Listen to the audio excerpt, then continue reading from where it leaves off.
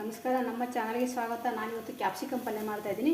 ಒಂದು 3 ಕ್ಯಾಪ್ಸಿಕಮನ್ನು ತೊಳೆದ್ಬಿಟ್ಟು ಈ ಥರ ಚಿಕ್ಕದಾಗಿ ಕಟ್ ಮಾಡ್ಕೊಂಡು ಒಳಗಡೆ ಬೀಜ ಎಲ್ಲ ತೆಗೆದು ಇದನ್ನು ಫ್ರೈ ಮಾಡ್ಕೊಳ್ಳೋಣ. ಇವಾಗ ಇದು ತುಂಬ ಚೆನ್ನಾಗಿರುತ್ತೆ ಪಲ್ಯ. ಈ ಥರ ಎಲ್ಲ ಡ್ರೈ ಫ್ರೈ ಮಾಡ್ಕೊಳ್ಳೋಣ, ನೀರಿನ ಅಂಶ ಎಲ್ಲ ಹೋಗೋರು.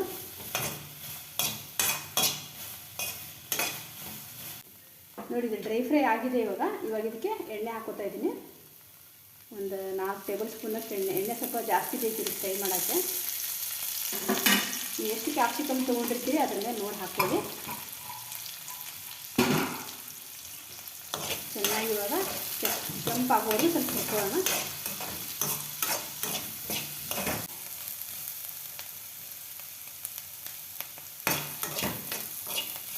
ನೋಡಿ, ಈ ಥರ ಚೆನ್ನಾಗಿ ಫ್ರೈ ಮಾಡ್ಕೋಬೇಕು ಕೆಂಪಿಗೆ.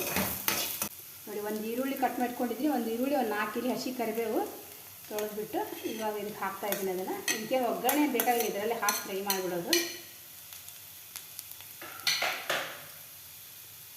ಒಂದು ಸ್ವಲ್ಪ ಫ್ರೈ ಮಾಡ್ಕೊಳ್ಳೋಣ.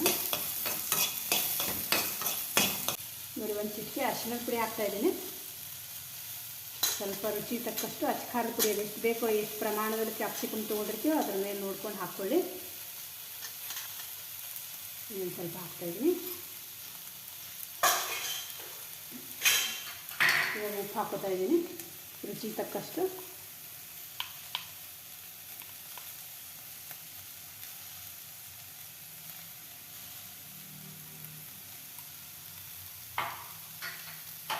ಇವಾಗ ಚೆನ್ನಾಗಿ ಮಿಕ್ಸ್ ಮಾಡ್ಕೊಳ್ಳೋಣ.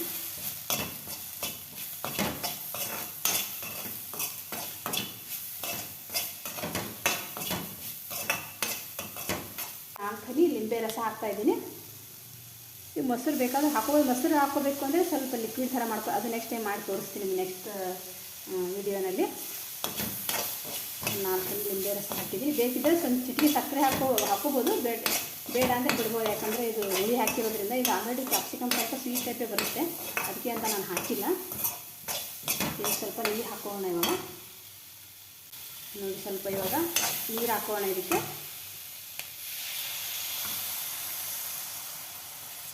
ಇದು ಹುರಿದಿರೋದ್ರಿಂದ ಜಾಸ್ತಿ ಬೇಯಿಸೋದು ಬೇಕಾಗೋದಿಲ್ಲ. ಸ್ವಲ್ಪ ಸಣ್ಣ ಉರಿನಲ್ಲಿ ಸಣ್ಣ ಉರಿ ಇಟ್ಟರೆ ಒಂದು 10 ನಿಮಿಷ ಸಣ್ಣ ಉರಿನಲ್ಲಿ ಬೇಯಿಸ್ಕೊಳ್ಳಿ. ಇಲ್ಲಾಂದರೆ ಜೋರು ಇಟ್ಟರೆ ಒಂದು 5 ನಿಮಿಷ ಬೇಯಿಸ್ಕೊಳ್ಳಿ.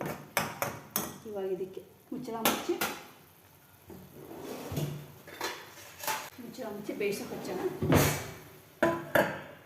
ಇದು ಕಡಲೆ ಬೀಜ, ಇದನ್ನು ಸ್ವಲ್ಪ ಒಂದು ಮುಷ್ಟಿಯಷ್ಟು ಹಾಕ್ಕೊಂಡು, ಯಾಕಂದರೆ ಇದು ಖಾಲಿಯಾಗಿದೆ, ಯಾವಾಗಲೂ ರೆಡಿ ಮಾಡಿಕೊಂಡಿರ್ತಿದ್ದೆ. ಇದು ಹುರ್ಕೊಳ್ಳೋವರೆಗೂ ಸ್ವಲ್ಪ ಅರ್ಜೆಂಟಿಗೆ ಕುಟ್ಕೊಳ್ಳೋಣ ಅಂತ ಇದು ಕುಟ್ಟಣಿಗೆನಲ್ಲಿ ಪುಡಿ ಮಾಡ್ಕೊಂಡಿದ್ದೀನಿ. ಅದಕ್ಕೆ ಹಾಕೋಕ್ಕೆ ಕ್ಯಾಪ್ಸಿಕಮ್ ಪಲ್ಯಗೆ ಸಣ್ಣಗೆ ಕುಟ್ಕೊಂಬಿಟ್ಟು ಇದನ್ನು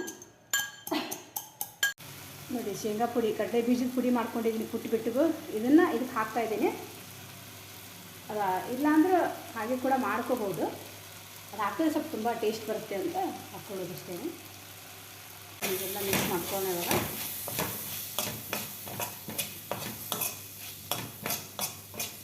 ತುಂಬ ಚೆನ್ನಾಗಿರುತ್ತೆ ರೊಟ್ಟಿ, ಚಪಾತಿ, ಅನ್ನದ ಜೊತೆ ಕೂಡ.